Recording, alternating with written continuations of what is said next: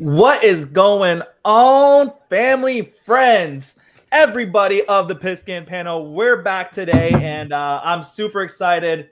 Man, oh man, was there some craziness popping off. Like the previous episode stated, off season's here, off season's back, and it's exciting news. But before we start off into the episode today, I just want to welcome all of our fans back. We truly do appreciate you guys, and welcome back to another episode of the Pigskin Panel. Before we start off here, I just don't want to say, follow us on Instagram if you haven't already, Twitter, subscribe to our YouTube channel to catch up on some more information on when the Pigskin Panel drops those new episodes. We're going to be streaming live every Tuesday at 8 o'clock p.m. to giving you the most about the free agency, trade, rumors, regular season fantasy, and everything else related to the NFL. But today, guys, we have the off season here. For those that are just joining us for the first time, we are the Pigskin Panel. My name is AJ Lavender, and as you see right here, it says AJ at AJ Lavender. That is my Instagram handle. Go follow me there. To my right here, we have my man Joel Braga, J Brags 35. As you can see, he is hailing from the Miami Dolphins. Dolphins fins up. As you see, we're rocking our jerseys today because, like I said, there's some big things that's popping off. On my bottom right-hand corner, we have my man, Cody McGuire. He's repping the Pigskin Panel handle there. Again, if you want to follow us at the Pigskin Panel. He's a flock game. If you can see him right behind Cody, move your head for a little bit to show the fans what's up. Boom, there it is. The flock gang there, Bird gang. Wow, this is difficult. There we go. And then directly below me, we have my man, Mikey Sharp, at Mike Sharp 11. And he is America's team, the Cowboys. As sometimes you hear Braga in the other episodes do one of these boo. Yep. But again, guys, for all the fans that's been sharing us like this on Facebook and just spreading the love, we truly do appreciate you guys. And for just a podcast starting off, it's just been an incredible feedback. So keep on sharing us, keep on telling your friends about us, and if you're football fans, you definitely want to tune in. This is pure, authentic, uncut. Our gut reactions to things. We're not professionals. We're just fans of football. And, it's one of the best things is being buddies, talking about football as we always do. So to kick it off, we have some crazy, just unheard of things coming out of Boston.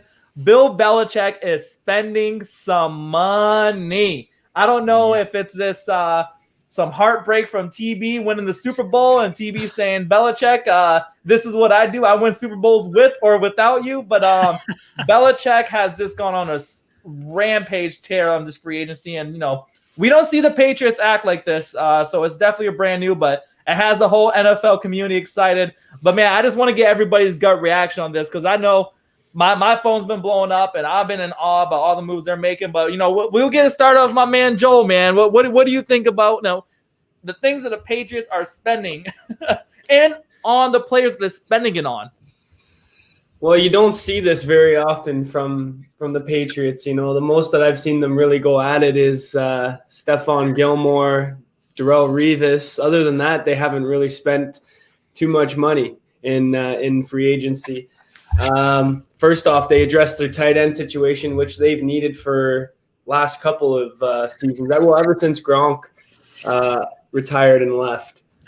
Big moves at tight end. Big moves at tight end. Just for a quick stat, Patriots had 65 catches from tight ends in the NFL last year. 65. That is rough. 673 yards. That's rough from all their tight ends. Targets. From all their tight ends. From all their tight ends. I'm looking at the numbers here. Targets 87. TDs only had 3 TDs from their tight end situation. And here comes Jonnu Smith and Hunter Henry. Mind you, we've been talking about this a little bit. Jonnu Smith hasn't really done too much receiving-wise in the NFL. I think we talked about it. The most he ever had was 450-something yards. But we all know Jonnu Smith is one of the best blocking tight ends in football. We all know Jonnu Smith is an absolute beast in the red zone. He can carry the ball. He can catch the ball. Whatever it is, it does not matter. It does not matter. 12 and a half, though. 12 and a half per. 12 and a half. That's steep. Yeah. And Henry's at 12 something too. So they're willing to pay for the tight end position, which is something that Bill Belichick has made his bread and butter off of. Cam needs it too. We're feeling some Hernandez Gronk vibes, man. When I seen that, I'm like, oh boy, that 1-2 combo is going to come in huge. And the one thing I think about it, Joel, is if you really think about Cam's MVP years, it was that 1-2 connection with him and Olsen, right? So, and with Cam being a running type of quarterback, having the most touchdowns for a quarterback for rushing, having someone like Jonnu Smith and Hunter Henry, arguably, one of the better ends of blocking tight ends. Yeah, Cam is going to be deadly next year, man, and running with the RPO now too. Because who did they just sign at running back? Or looking to sign at running back? Was it Chris Carson, Cody? There was reports about it. I don't know if it's going to happen. But there was reports about Leonard Fournette also. Yeah. And same with James White going the other way to Tampa Bay. That's right. The nice thing about Smith and Henry is they got a pretty rich payday, but you look at the pedigree of guys they've learned behind. Like he's coming from Delaney Walker and Smith. Antonio Gates with Hunter Henry, right? So these guys have learned from some of the best tight ends to ever play at the NFL. So that's one thing to keep in mind with these signings. I think they're both going to do pretty good. Cam needs tight ends. Like his arm's not the way it was. He needs that check down. He needs those, quick crosses, routes and stuff. So, I mean, I get it. Like tight end is a big need for the Patriots, but I don't know. I can't wrap my head around 12.5 for Jonnu Smith. I think he's awesome, but I don't – unless he's going to start producing at a high level, like 800 yards a year, like 750 yards a year, that's a steep price to pay. I think the nice thing about having both of them is you're happy that they're both competent on both sides of the ball. They can both block very well, and they can both receive quite well too. So, that's another good thing. Not every tight end can block at an elite level, and both of them can. So. Yeah. And the one thing I've seen about it too is that red zone, man, with Jonnu Smith, he's a deadly pass catcher in the red zone. Big body, can catch. His radius is ridiculous, right? So I'm just if I'm you, Joel, I don't know. I'm kind of edgy now in the division. There's definitely no question about that. As soon as I seen them get Smith, I was like, okay, that hurts big time, but I can deal with that. As soon as I seen them get Hunter Henry, I was like, oh no. Oh no. Is that TikTok? Oh no. Oh no. Yeah, we're in all kinds of trouble. Dolphins just got McKinney, but yet again, he's not a coverage linebacker. Jerome Baker sometimes struggles in coverage. The Dolphins don't really have anybody at linebacker who can cover a tight end right now. Especially somebody as athletic as Hunter Henry. I'm very, very nervous about that. I think that was very smart on Bill Belichick's part. I mean, they had 69 or 70 million to spend in free agency. Why not? Why not go back to the 2 tight end set system and absolutely destroy teams over the middle of the field? I hope we do it. I find it kind of a fan of Aquaway Bomb, but yeah, I just find it kind of interesting because they went double tight end in the draft last year, and it obviously seems like they're just like, well, we missed on both these guys, so we're just gonna go out and sign 2 of them instead. We're gonna sign the PFF's 2 top 10 tight ends in the league. Yeah, for all the praise that they're getting for their free agency, and they did make a lot of good additions, but like you can see some errors in their drafting in recent years. They take a wide receiver in the first round, they just signed 2-3 guys, probably overpaid for every single one of them, and then they go and get 2 premier tight ends when they've just drafted 2 tight ends, like Sharp just said. So definitely something. It's not all positives, but. And speaking about wide receivers, what is your guys' takes? The one wide receiver I love, Kendrick Bourne. I love Bourne. He's a great piece, but man, the one I was doing what Joel is doing right now, head scratching, is Nelson Aguilar. I've never had any praise for Aguilar. I know if you guys follow YouTube, EDP, He hates, absolutely hates Nelson Aguilar. It's just the guy, like, he's so inconsistent. A guy talking about Butterfingers, like, it'll be one of those, he can have one of those games where he can roast 150 yards on you with like 3 teeters and then do nothing the regular season. Like, I don't know what his problem was catching or anything. Is just, he's just so damn inconsistent. I just don't understand it. Credit to him, he did have a good season last year, but it's crazy that they paid before we get into it, though, we have breaking news. We have Brayden DeLima letting us know that Emmanuel Sanders just signed with the Bills, and I like that. Is he to replace John Brown? One thing you can say. I guess. One thing you can say about the Bills now at wide receiver is they got Diggs, who's a fantastic route runner, and so is Emmanuel Sanders. So can we just give praise to my man Cole Beasley? Absolutely balled out this season. Yeah, he sure did actually. I love picking him up in free agency. Yeah, well, I was always a Beasley fan, but the price that he got, Dallas couldn't afford. So going to Bills, he's done nothing but good things there. So it's good for him. Definitely. But going back to Aguilar, man, what is your gut check reaction, Sharp? I don't know why, like, out of all the receivers, you go after him. Like, I don't get it. He had one, like, a decently good year, nothing else. Like, every year with the Eagles, he was complete trash. I don't get it. Yeah. But, I mean, I don't know. It's Bellicheck. Maybe he sees something. I don't know. I'm just dumbfounded, to be honest. For $13 million a year too, because he got 2-year 26, right? Yes, yeah, 2-year 26. What are the guarantees on that deal? Like, how much what money world is he worth 13 a year? Like, in what world?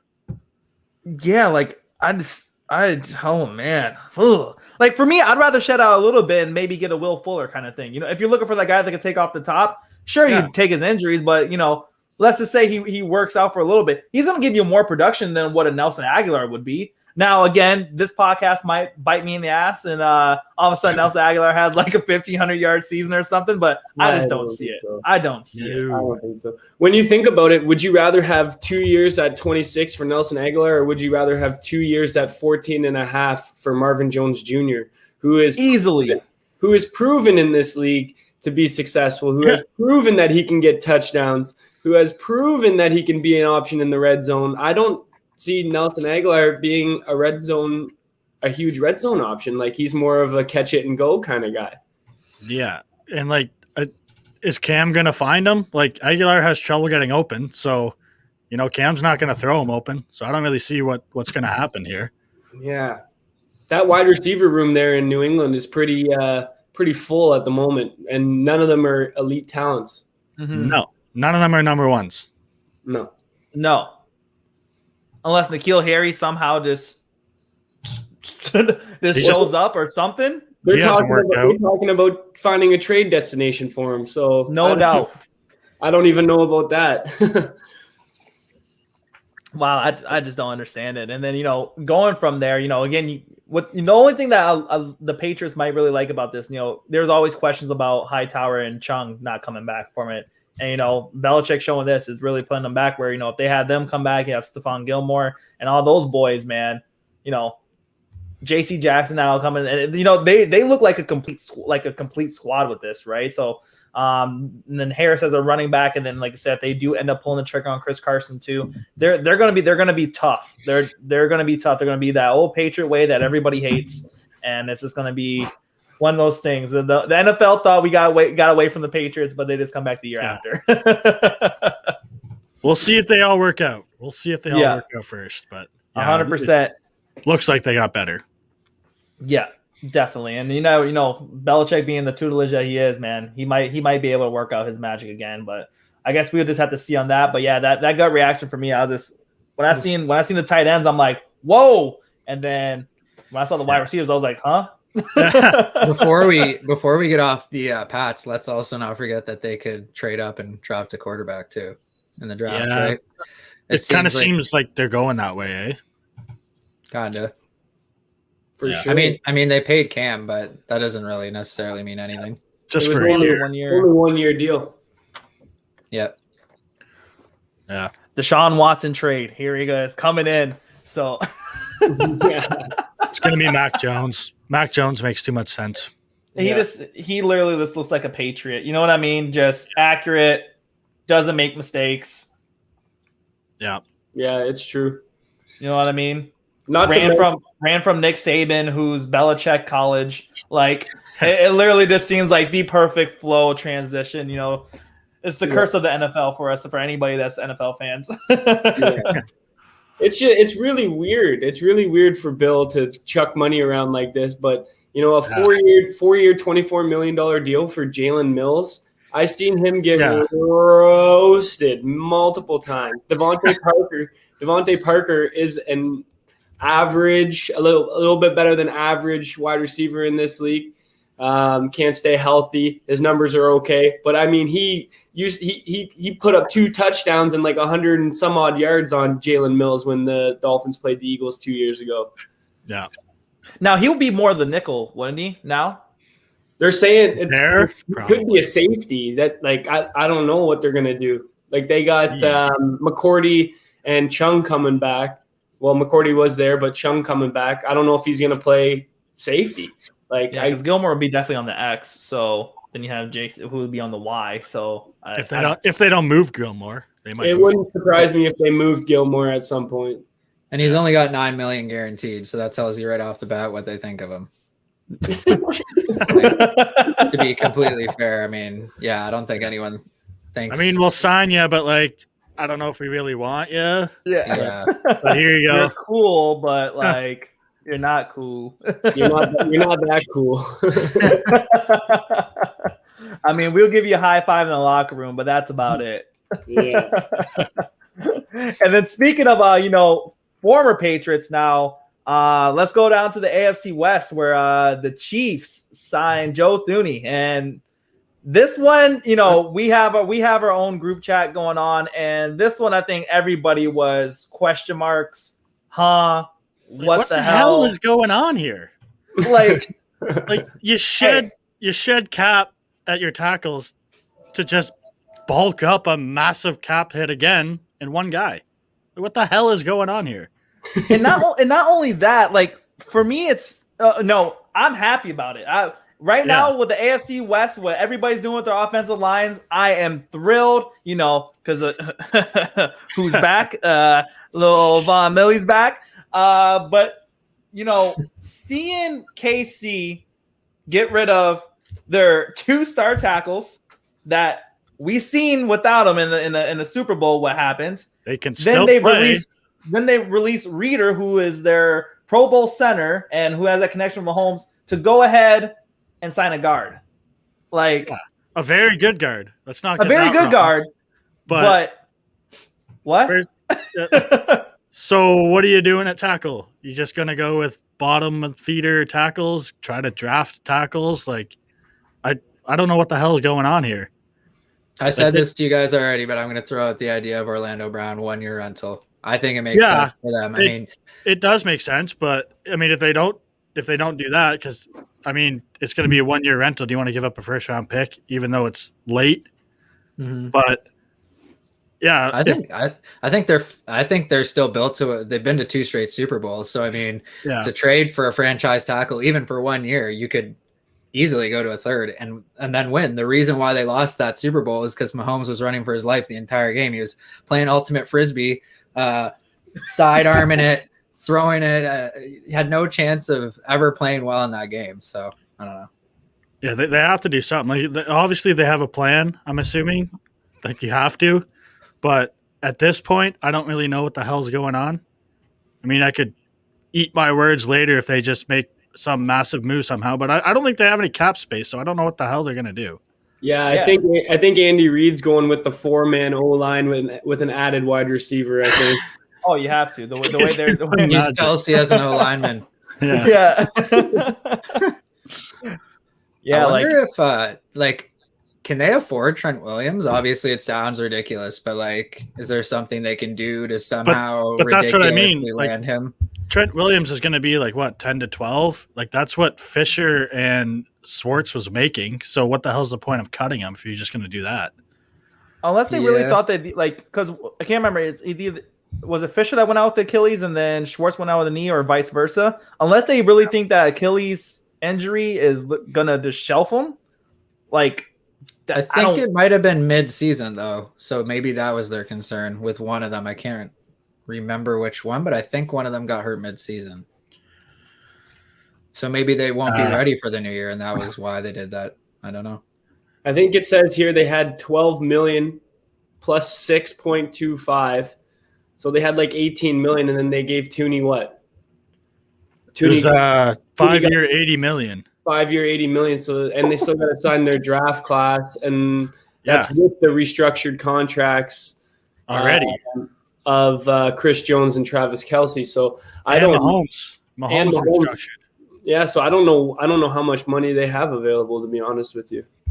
And that's what I mean. Like, you have Tyreek, and then then you have Chris Jones on the back end. You have Honey Badger. Like, you have a lot of money already shedded out right now. Like we said too, you have a $500 million quarterback. Like, that's gonna be pivotal in your cap space, and that's kind of how I touched up upon last pod Sharp with you guys with Dak. Is it's like when we get to a point when we're signing these quarterbacks for 500 million, 400 million, that's really going to hinder a lot of positions where you're going to have your elite talents that you're going to need for that position. And you're going to have to be able to depend on rookies. Hopefully your scouting department is like out. You're going to start having to pay your scouting department tens of millions of dollars to, get these 5-year contracts on their rookie and make sure they're proven. But like, man, it's a different season in the NFL now. Yeah. That's what I'm wondering that maybe they're doing is maybe they're just going to start drafting O-linemen and trying to develop because they kind of have to, because they're going to have to spend money everywhere else.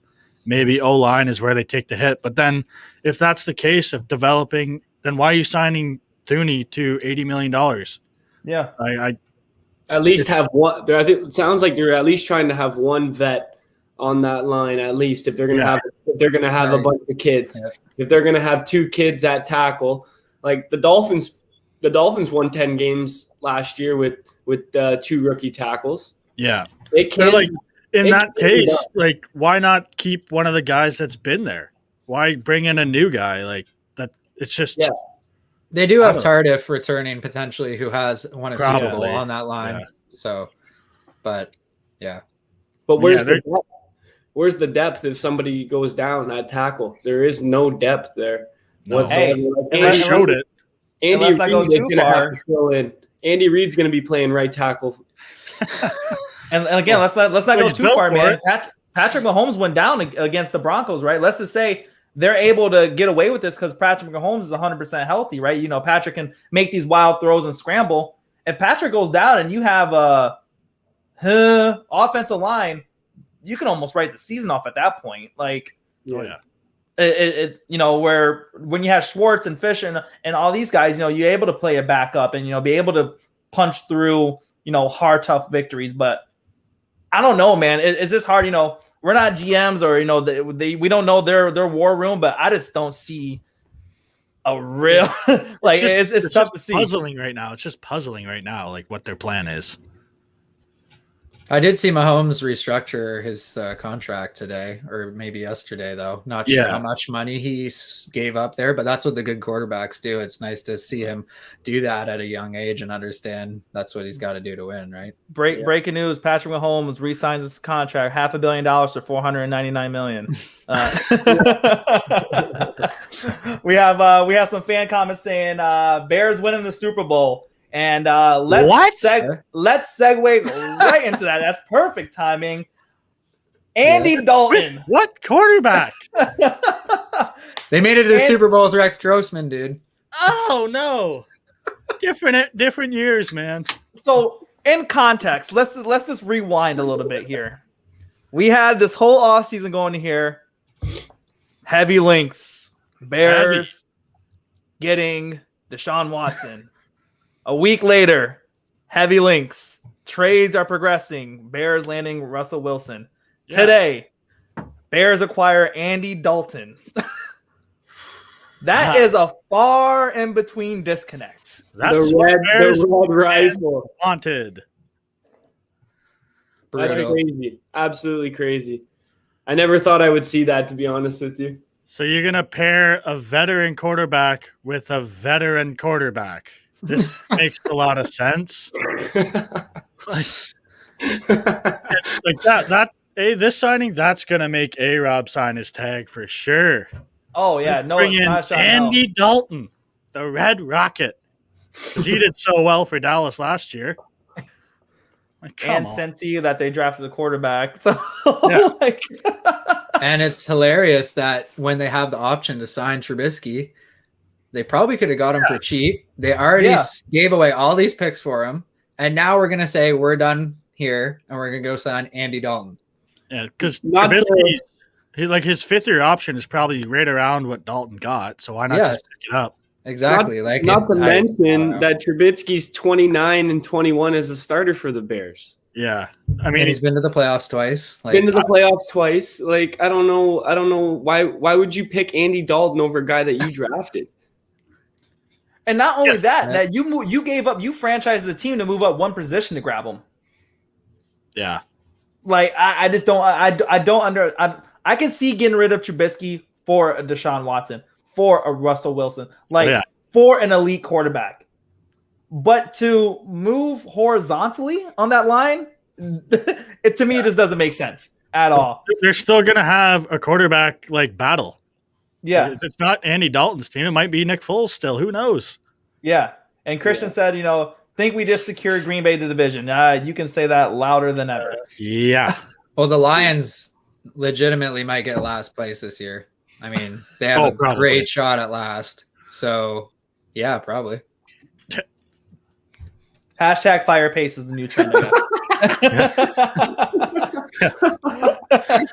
I mean, honestly, how is he not fired yet? What has he done that's really improved this Bears team? Sign the trade for Khalil Mack, and even then you franchise your team then. Yeah. They made some nice picks. Khalil Mack hasn't been the same player. No. He had 1 year, and then all of a sudden it was this. And again, it could have been the Fangio defense too that helped him out for that year, but it hasn't been the same.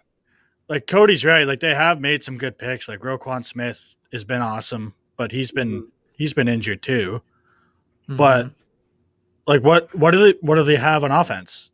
Yeah. If Allen Robinson leaves, they have Anthony Miller, dude. They have Anthony Miller. Stinks. Stinks. Montgomery's not bad running back, and Cohen. Yeah. They got a nice tandem there at running back. Mm-hmm. But I think the Lions might actually be better than the Bears. Really? Yeah, because at least they have a quarterback that can play a bit, that's been to a Super Bowl. Yeah, but now the Lions have no receivers because they're both gone. Hey, whoa. They have Tyrell Williams now, man. Tyrell Williams.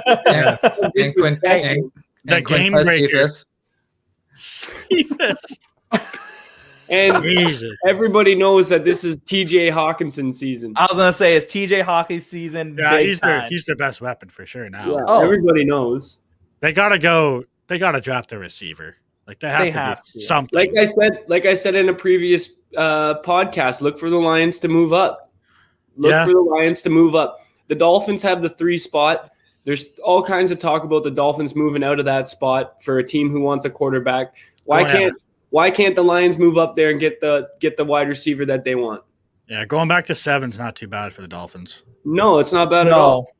It's not bad especially the Lions, if one of their guys is Jamar Chase, or it's any one of them, right? You have to move up for them. Now, if their board is we will take any of them, then they could be all right, when the time comes, if one of them gets off the board at 3, one of them gets off the board at 4, then we can start maybe saying, all right, Jalen Waddle, maybe he's our guy, or Jamar Chase is our guy, or Devontae Smith is our guy. Then we might trade up. Yeah. But again, it all depends on who they think their guy is, or if they're competent with all 3 and they like all 3, then you might start seeing some movement there, because they're in a weird position, right? The Lions are so hurting right now. I think they would take any of those top wide receivers in the draft. I think they would take any position available at 7. They need a lot of help. They need a lot of help. They really got nothing going for them. Even in the secondary, you got Coleman's gone now, slot corner. They got Slay left Okudah? last year. Yeah, Quandre Diggs is gone. They got Watch out for year. Jeff Okudah, man. They just got Okudah. He was hurt all year, but I mean, he's good. He was a monster. Like he was a monster for OSU. So I have him as my bounce back player for like sophomore season for sure. I really hope I love his game, man. Long, athletic, can make plays. Like hopefully he does something big for Lions. Well, for Lions fans' sake, man. Like Jesus, you're talking about just a franchise that's just been fed uppercuts left and right. You have Hall of Fame players like Barry Sanders gets cut short. You know, you have Megatron gets cut short. Like, like it's just, you know, I don't know, man. I feel for Lions fans, man. Man, they absolutely wasted Matt Stafford's career. Let's be honest. Everybody talks so much shit about Matt Stafford, man. I love him as a quarterback. I do too. Absolutely love him as a quarterback. I do too. Guy broke his goddamn back playing for them. Yeah. Like, get this guy some help. Yeah, seriously. Makeshift O-line every single year. Yeah. No running game. Never. I don't think they've had 1,000-yard running back in how long? Like man. Since Bush, maybe? Yeah. Did Bush even eclipse 1,000 yards there? I don't know. Oh, I doubt it. No, I don't think so. For the Saints. Joik Bell. Joik Bell. I didn't think we'd get a Joik shout out. The coolest. I had to give him a shout out. We have Braden saying Ted Ginn to the Lions.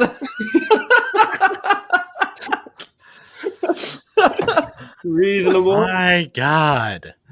Wait, Mike, you might just have to give him that face again. This just blank stare. Jeez. Yeah. Cool. And now going back to the Dolphins land too as well, we have some big moves at quarterback, and I know it should be very appeasing to all Dolphins out there is that Ryan Fitzmagic has now signed with the Washington football team, and then you guys assigned Tyrod Taylor more as just a backup. Oh, sorry, Jacoby Brissett as a backup. Yeah. Man, I think that's huge. I think that's such a big building block for Tua, man. I think this was the right move for you guys.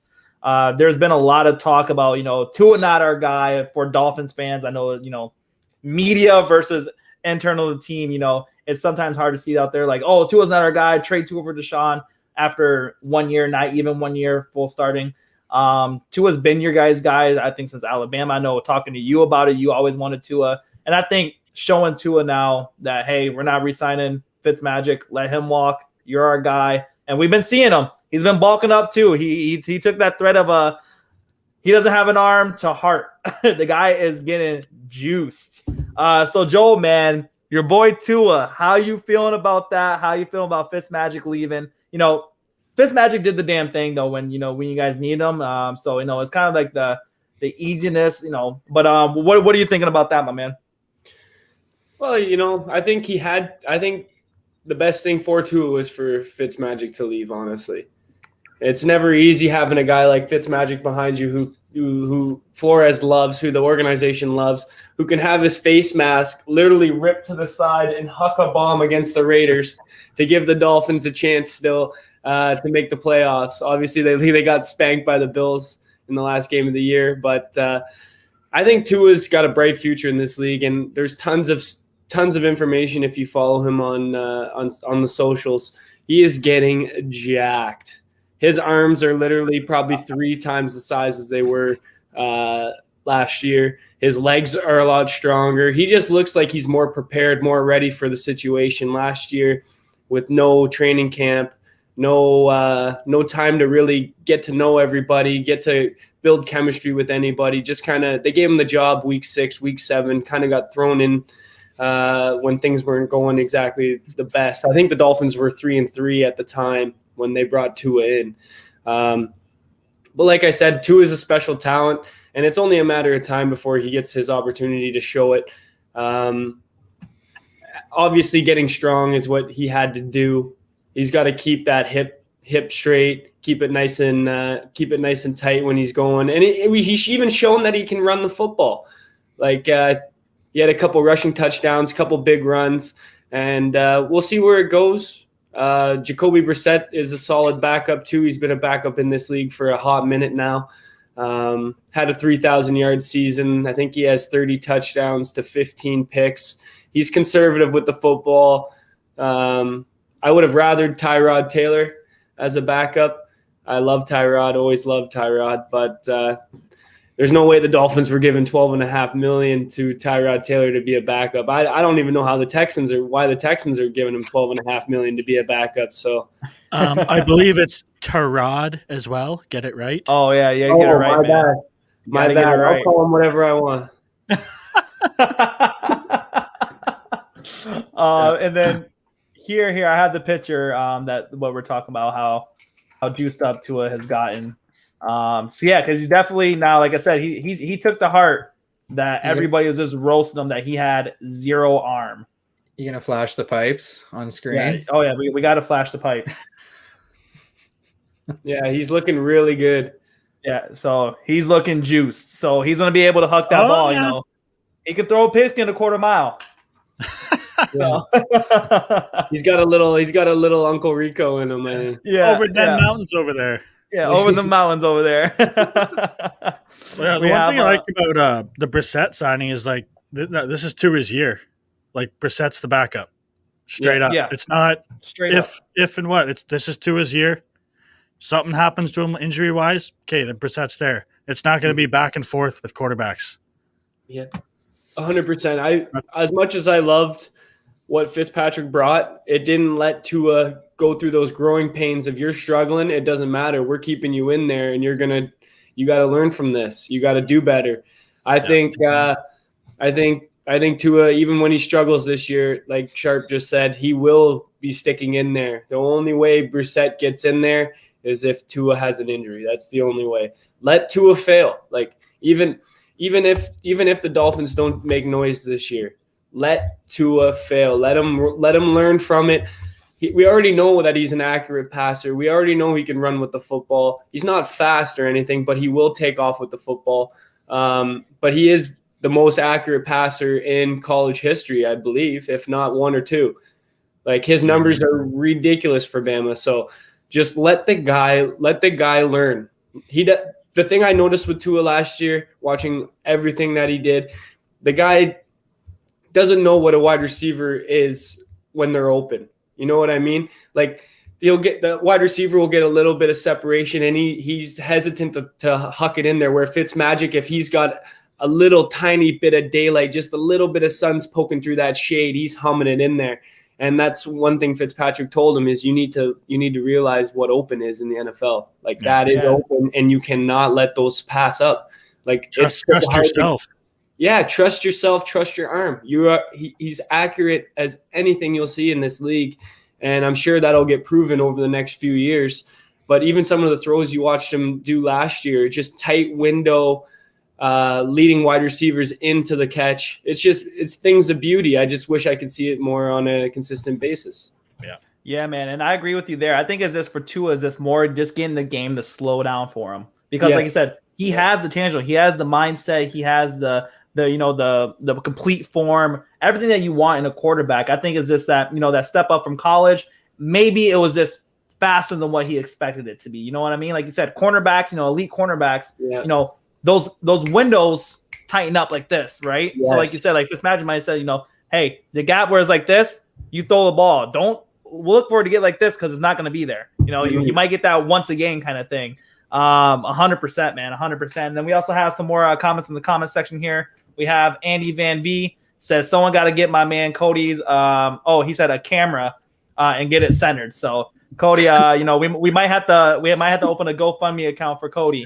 If you want that, definitely hit in the comment section saying start Cody a GoFundMe, and we might have to get that for you. Hey Cody, give me one of these real quick, would you? Just a quick little this little shimmy. Shimmy to the shimmy. Yeah, you're even covering move your chair like Ravens logo. I know you're covering your own Ravens logo. There we go. There it is. There you go. You're more center now. All right, yeah.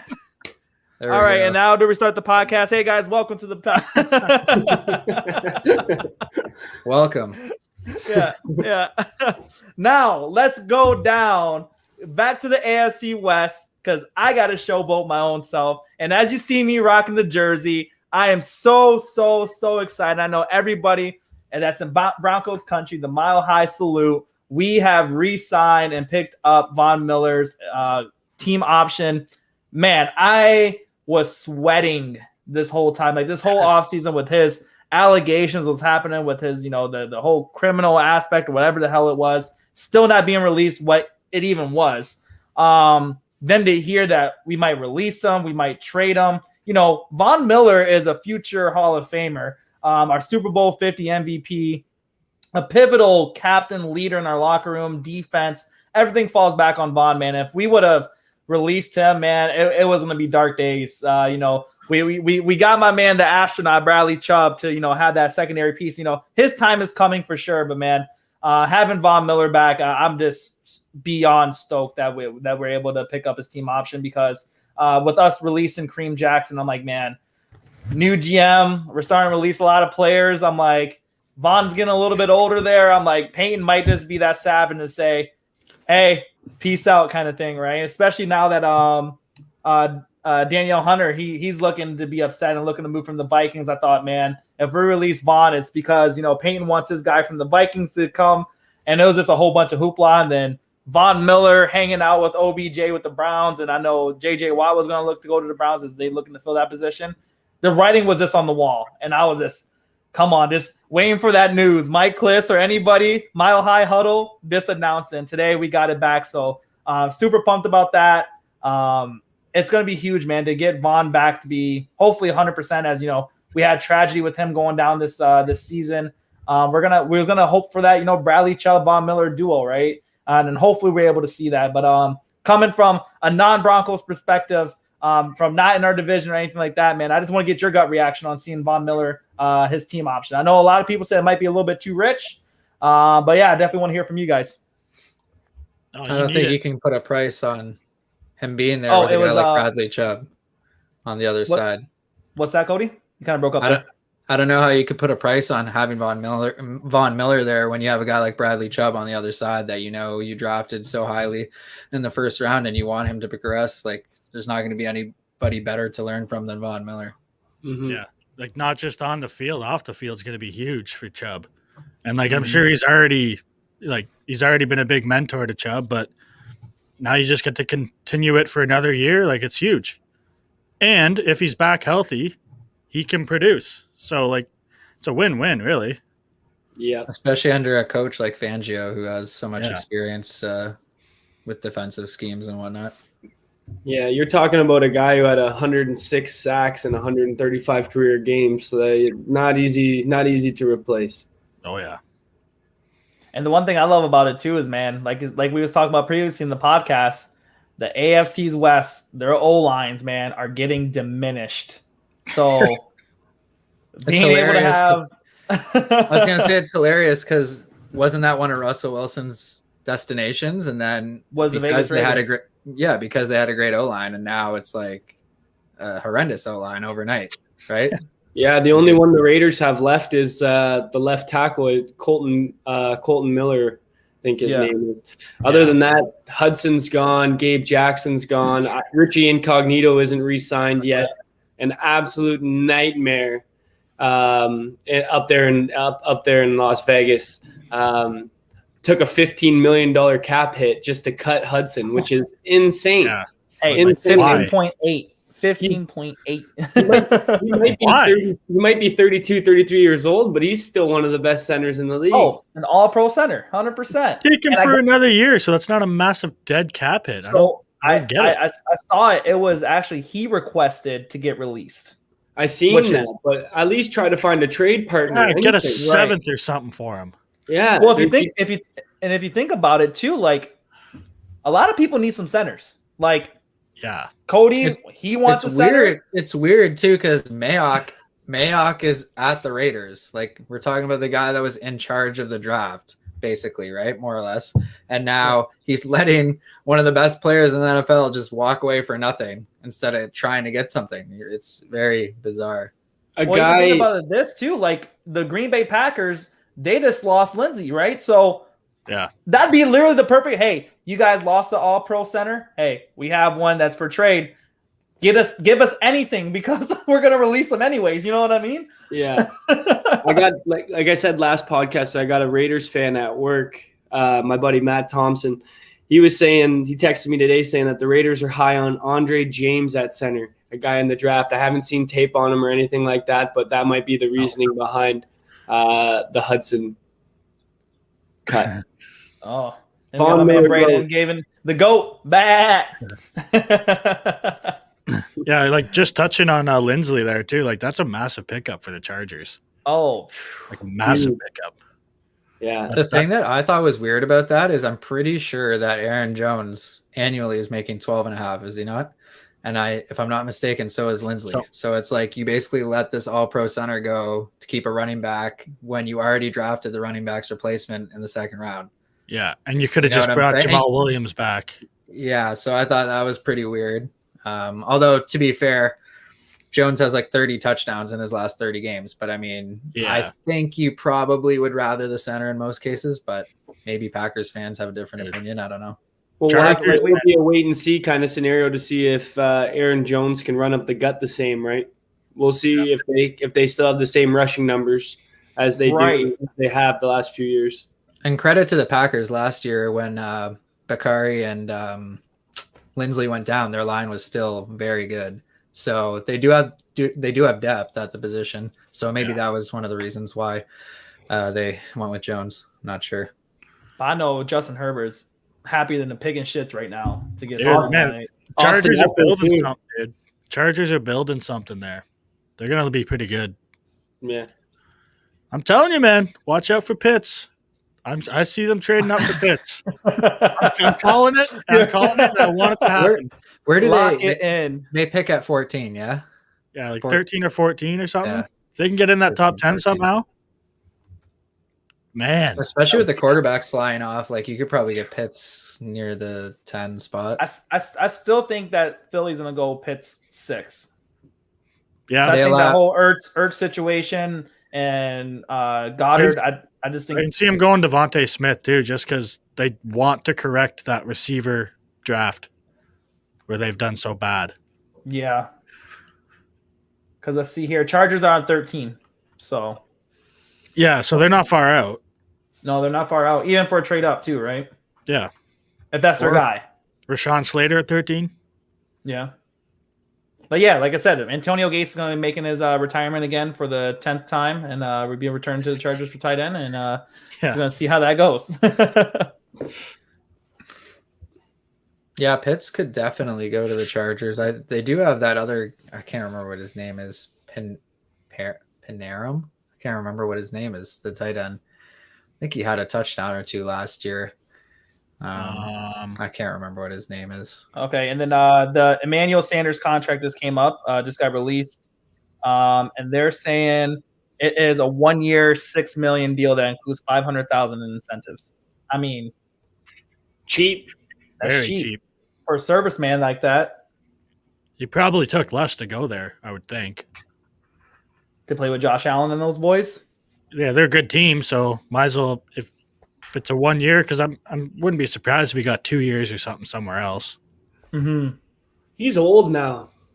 Yeah, I guess. Yeah, he's not the same player he was in Denver and Pittsburgh, that's for sure. Yeah. He's got to be at least like 34 by now. Maybe I was going to say he's 32, 33. He turns 35 tomorrow. Yeah. Wow. So there you go. Oh, yeah, so I mean, that's a good birthday gift, baby. Yeah, quick, easy $6 million plus. Hey, you want a couple $6 million for your birthday? Don't mind if you do.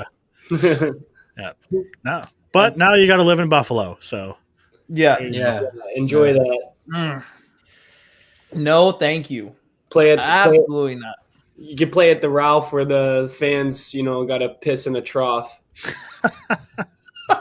Hey, the Ralph Wilson, man. We had some moments there.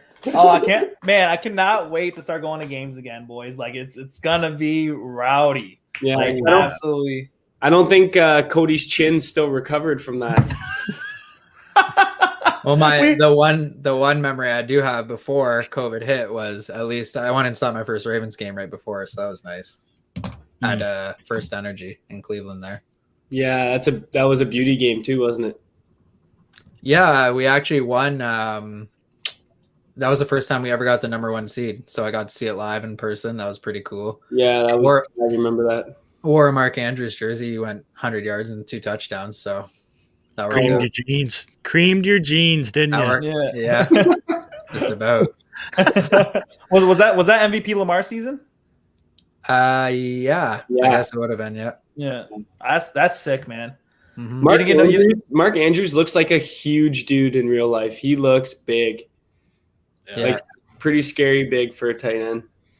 Well, I was saying with your boy Mike Gesicki too, man. That guy's a monster, man. He is huge. Yeah, but he's not thick though. Like Mark Andrews looks like thick, you know? Yeah, big boy status.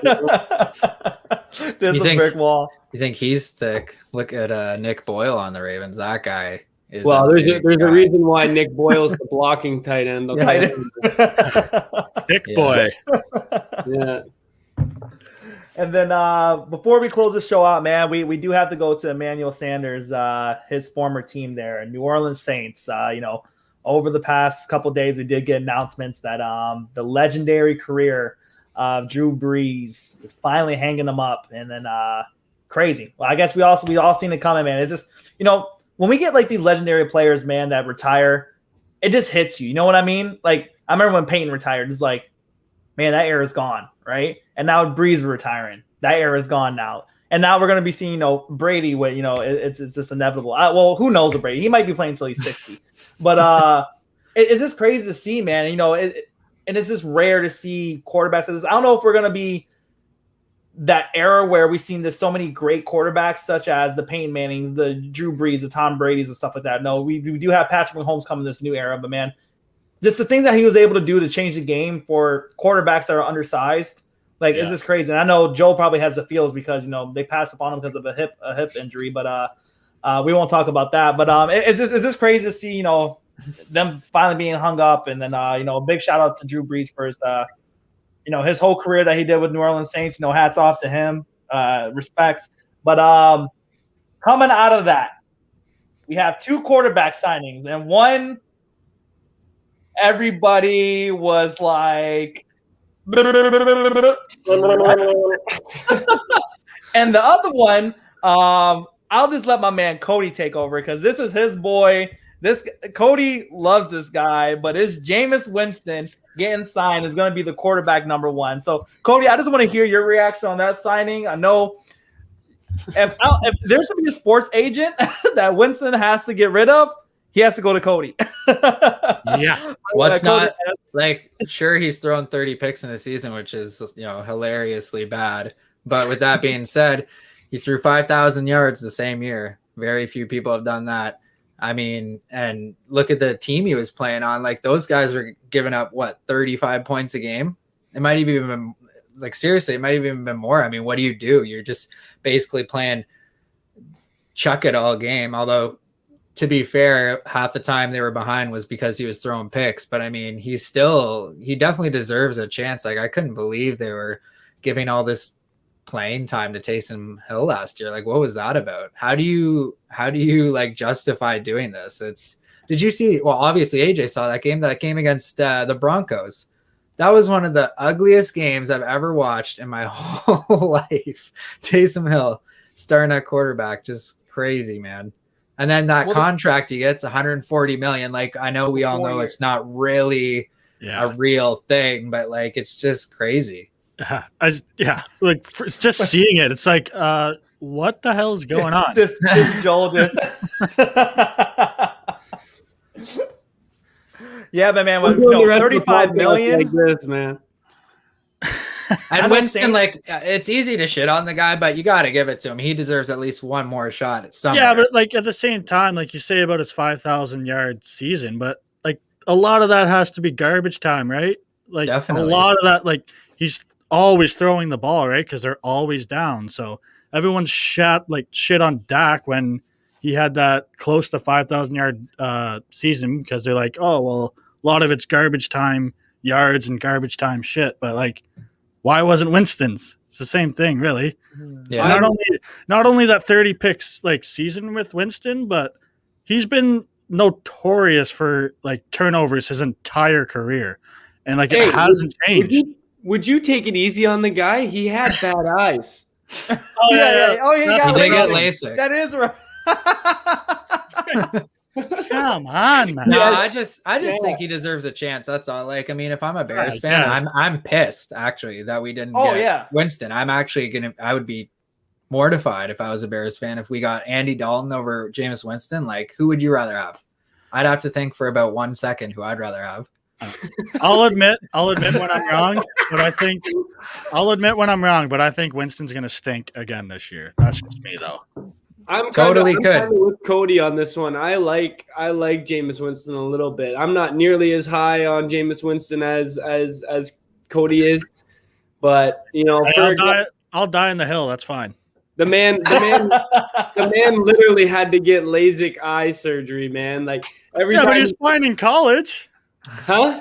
He was fine in college. Yeah, it's from all the hits in the NFL, man. Take it easy. He's doing the Sam Darnold. I'll see him ghost. I need hogwash. Hogwash. No, like, oh man, Winston can throw the ball. There's no ifs, ands, buts about that. Yeah. And the problem with Winston was he could never make the right read. Mm-hmm. The ball would either be the receiver would be here and the defender would be here and he'd be putting the ball here, where if he put the ball here, half those interceptions turn into receptions. And he did kind of like sharp eye. He did kind of bite my tongue. He did kind of live and die off the jump ball to Mike Evans. Like let's 100%. Let's be clear about that. But I mean, he all I'm saying is the guy deserves one more shot in the NFL. Like there's way worse guys getting chances to start. Like Tyrod Taylor, he's okay, but I mean, like same deal. Who would you rather have over him or Winston? I'm taking Winston. Tyrod Taylor. Probably. Really? Oh yeah. I guess it's a matter of opinion. I don't know, man. I'd rather Winston. That's a tough call though. To be fair, again, I don't know. Okay. Fine. Raise your hand if you think Jameis Winston will be the starter over Taysom Hill to start the year for the Saints. I hope. Okay. What are we talking about? Yeah. I don't think Taysom Hill's any good. The guy's just Swiss The guy is the worst version of Tim Tebow. Yeah. Oh, come on. Think about it. If Tim Tebow got played the utility role, he would have been the exact same type of player. Well, did Tim Tebow get that kind of a contract? No, because they tried to play him as starting quarterback. That's the problem. No, the main problem was he couldn't throw. He couldn't throw. The main issue, we all know this, he was a baseball player playing football for some reason. Yeah, he wasn't Patrick Mahomes or Kyler Murray. Hey, that baseball player took the Broncos and beat the Steelers in the playoffs. Yeah. Yeah, on a Demaryius Thomas. That same baseball player we're talking about. Yeah, DT was the reason. Thanks. It's the reason why you can't get signed to a baseball team right now, man. He retired. Yeah, he retired. He just retired. But no, honestly, is this the exact same type of player? You know, did well in Florida, really well in Florida. Came to the Broncos, won a playoff game, but couldn't throw the ball. Like, literally cannot throw the ball. Yeah. Taysom Hill's the exact same thing. You can run, you can truck people, you're a big body, fast, athletic. But when it comes to being a starting quarterback, you either have to be Lamar, Mike Vick, where you're that athletic to kind of surpass kind of like your passing ability. Or you have to be someone that can pass the damn ball. Plain and simple. Taysom Hill and Tim Tebow were that gray zone, and that's not going to cut it. I've seen Taysom Hill make some throws, though. Some. Keyword, some. Yeah. I'm not... The thing is, too, is like Taysom Hill he's stepping in to a legendary quarterback's position. Like, you're going into arguably one of the most accurate throwers of the ball, one of the most prolific quarterbacks of all time. Like, that's tough pennies. Where if you're going in and replacing Mike Glennon, all right, whatever. You know what I mean? The giraffe. Yeah. It was the exact same thing with us. Like, we're trying to replace John Elway. Couldn't do it. Jake Plummer came in, was serviceable. Then we had Kyle Orton, Jay Cutler. Then we get Peyton Manning. All of a sudden, then Brock Osweiler, like there's Paxton Lynch, Trevor Siemian, and then all of a sudden now we have a little bit of potential with Drew Lock. We'll see what happens, but is this when you have legendary quarterbacks, man? It's hard to step up. Patriots are finding out right about now. It's tough. It's absolutely tough unless you get lucky with like San Francisco, Joe Montana, Steve Young. But I mean, it's tough. It's tough. Brett Favre, Rodgers. Yeah, that's what I mean. That's like legendary career. Like, so Drew Bledsoe, Tom Brady. Yeah. All right, that's enough.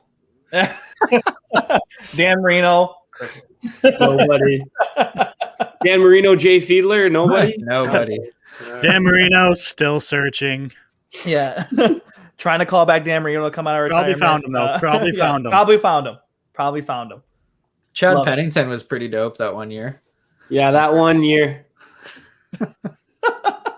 Tannehill decides to be good when he leaves. Yeah, decides to be good. Well, you know what? Honestly, I'll give Joel the benefit of the doubt. I like Tannehill too. At the Dolphins, he's a Band-Aid, a glass Band-Aid. So, but now he's healthy. He's showing that he can be serviceable, and it's proven that he's a guy who needs an offensive line and a running back to be successful. Yeah. Oh yeah. Yeah. Definitely. So to his credit, I wouldn't even call him serviceable. He's been a top 10 quarterback the last 2 years. He's been very good. It's a lot easier when you have a guy with King Henry as a running back. Yeah, the whole league is scared of that man. That play you're gonna play a box. Other than the Ravens in the playoffs this year, they completely shut him down. Oh yeah, for sure. And like I'm just saying, like you couldn't play more efficiently than Tannehill has over the last 1 3/4 years. I think, like Joel said, man, that's just the smartest thing. When you have a running back like that, you just play smart and you win. You know what I mean? Like the team's going to stack the box against you because you're not just going to. Your game plan is we don't want Derrick Henry to rush 200 yards on us, right? So stack the box, whatever, and then you're going to get one-on-ones. You're going to get clear-cut tight end deficits. You know what I mean? Pretty sure Tannehill has the best numbers in the red zone too over the last couple years. Well, like Mike said, man, those. When you're on goal line and you do a play action, they hit different when you have King Henry in the back. Just before we end this, I wanted to touch one thing if we're talking about the Titans. Why are you cutting Adoree Jackson and signing the Jackrabbit? What the hell are you doing? Adoree Jackson was a fifth-year option guy, and Jackrabbit stinks now. He just got worse at corner. Adoree Jackson is incredible. Not to mention they just gave Bud Dupree 5 years, $85 million. Save some of that money for.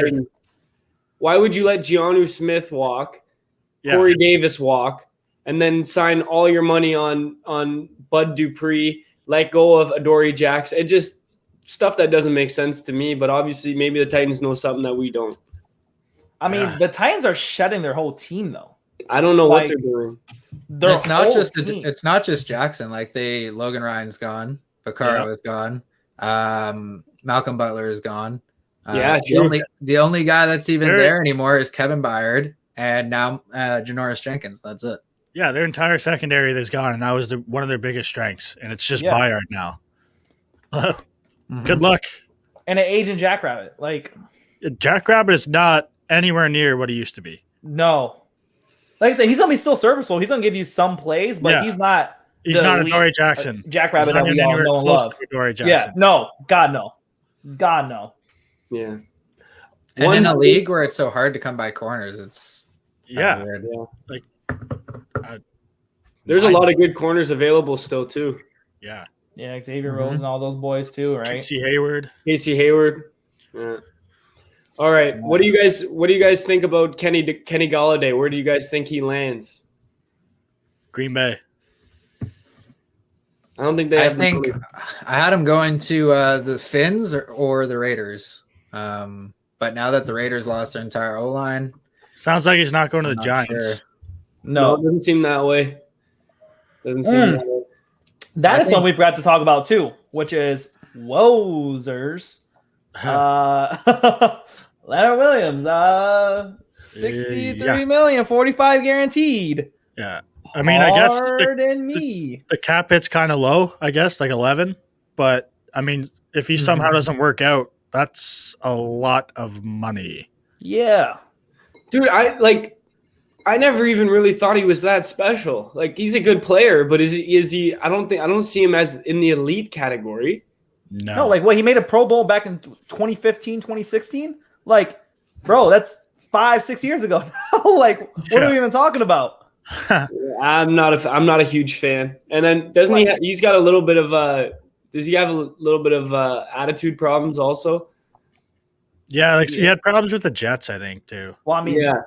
I give him the benefit of the doubt because it's the Jets. Like, who wouldn't have a problem in that locker room, to be quite honest? I don't think the Giants have a lot of cap space, so I don't know what else they're gonna do here. Like, obviously Galladay's out of the question now.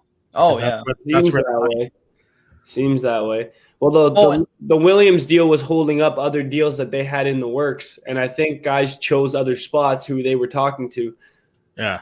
Well, the reason why the Galladay is out of the question because they also signed John Ross from the Cincinnati Bengals, right? So, which again does not make sense to me because they have Slayton, who's basically the exact same type of player.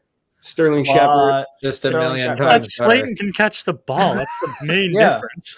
Yeah, and actually, for all the shit that Daniel Jones takes, to be quite honest, he's actually very good at throwing the deep ball. His numbers on like 20+ yard passes are really good. Really good. Just don't let him run the ball open field for a touchdown. He might trip over his own feet, but hey, take it easy. I know Sharpie. I know Sharpie's a huge fan of Daniel Jones. Nope. Too bad I didn't have that clip uploaded. Like I said, the boys, we all get together and then draft night when the Giants drafted Daniel Jones. Sharpie's reaction, I have it on film, and it is priceless. And the thing about Jones, you look at those numbers from last year. What did he throw? 8 touchdowns? Like, I seriously think he threw like maybe 9. I don't even think he threw 10 touchdowns last year. Yeah, it's not good. Like, I get he missed some games and some time, but like, the numbers were unbelievably, and that's a 6th overall pick, and he's in like his 3rd season. Oh, he's got to improve big time. Oh, big time. They may have a problem. Well, they're going to have a big time problem, especially coming up because, what are they going to do with Saquon? If he gets, say Saquon gets hurt again, you can't re-sign him. No. He had 11 tutties. Take it easy. Oh, okay. I was just checking. Okay. Yeah. So how many picks, though? He had 11. 10 picks, but we're talking 11 tutties in 14 games. So Jameis Winston without the production is what you're trying to tell us. He's not even averaging a touchdown per, so that's not. Yeah, I mean, look out for that guy. Yikes! But mind you, his rookie year, he did go 24-12. Yeah. Like that was on the half of the season too, because he was slow to start off and then really started picking up the second half of the season. I don't even know if what happens to starting quarterbacks when they lose guys like Saquon Barkley, boys. Oh, come on! I don't even know if it's the picks with him either. I mean, does he not have an absurdly high amount of fumbles? Yeah, he does have a lot of fumbles. I know that. Yeah.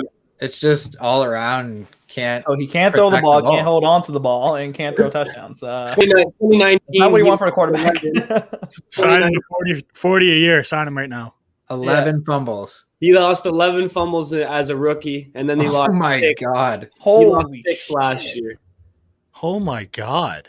Well, hey, that's progression. That's progression. That's half in it. That's half in it. Lamar Jackson's good for 6-7 lost fumbles a year too. But he runs a lot more. That's the one thing yards. Yeah. Yeah, but if we're judging a guy based on fumbles lost. Yeah, I think mainly production-wise. Yeah. Not even comparable. Come on. Daniel Jones is a good runner too. Yeah, he is.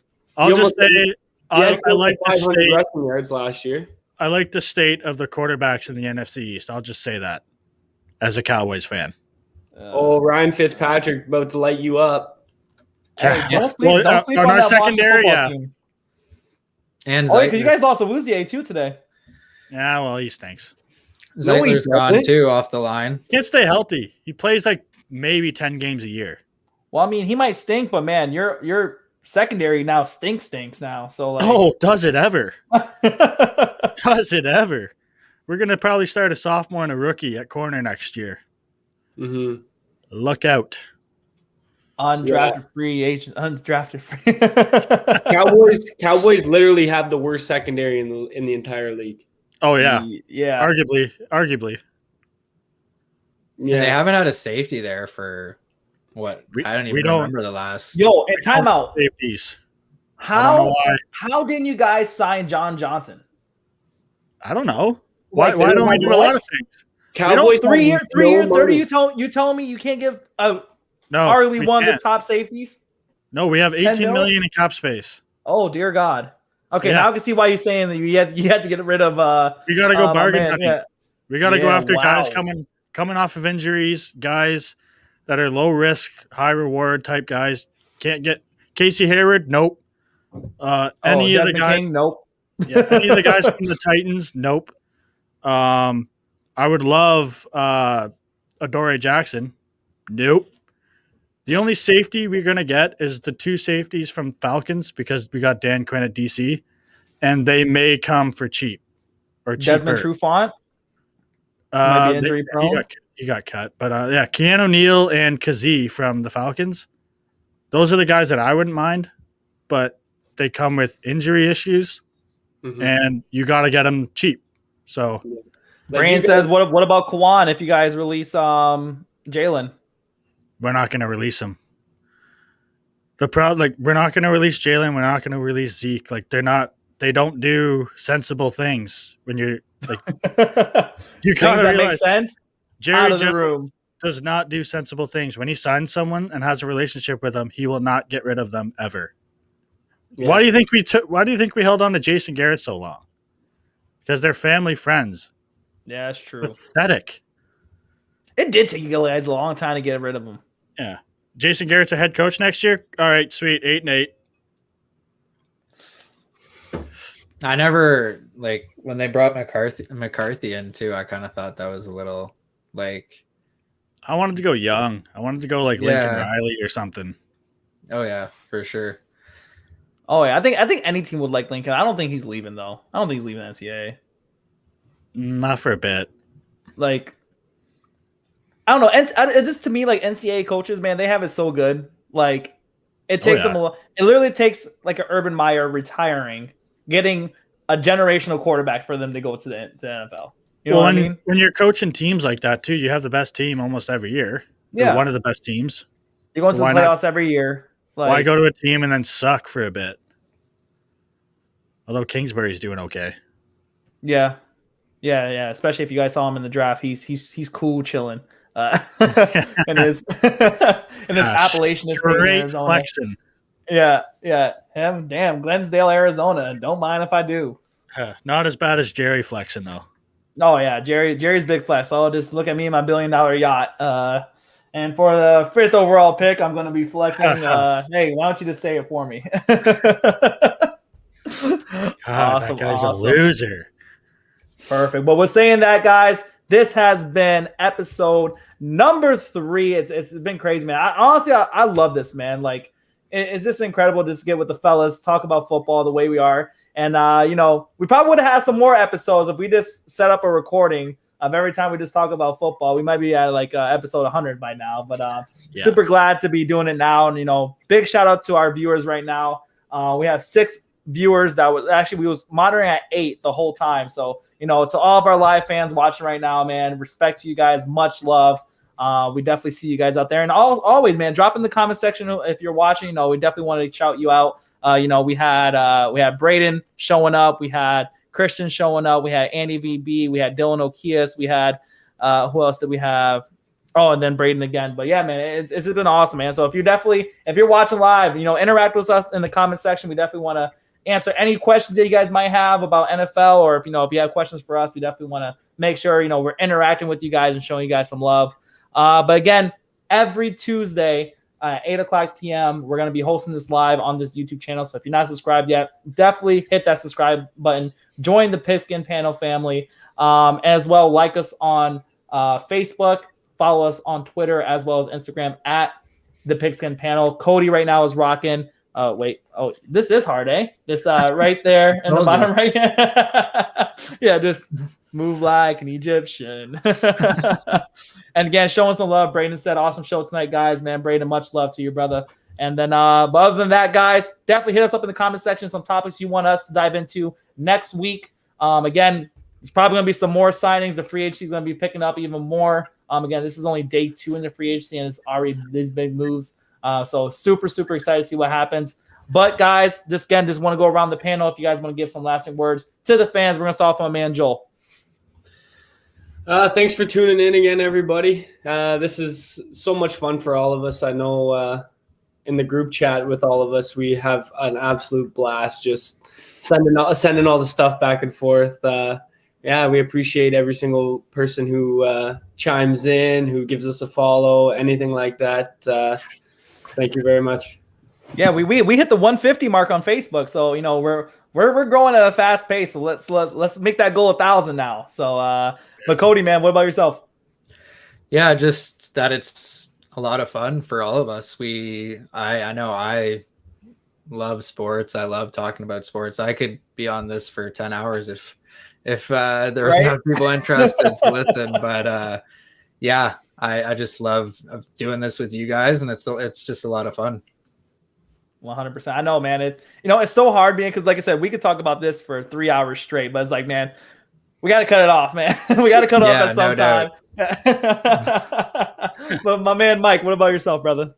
Well, I want to see some comments in the comment section of guess what beer I am drinking. Ooh, I like that. And I'll double up. And I'll double up and guess what wine I'm drinking. There you go.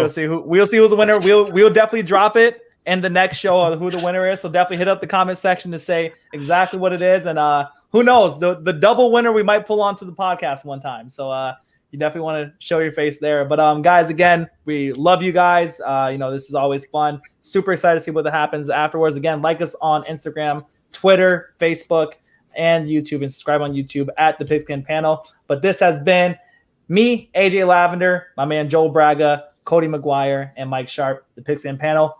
Peace out, everybody. Deuces. Yeah, Von Miller. What?